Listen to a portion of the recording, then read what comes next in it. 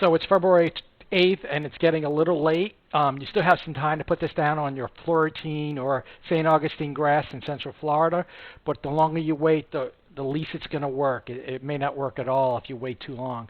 This pretty much puts like a barrier between the dirt and what can seed, and that way it stops new seeds from growing in your grass. So you want to get this down as quick as you can. Okay, it's pre-emergent time. It's Central Florida and it's the end of January. So I'm putting down this high yield turf and ornamental weed and grass stopper. And it's supposed to be a pre-emergent for St. Augustine and other grasses. So I'm going to be using this.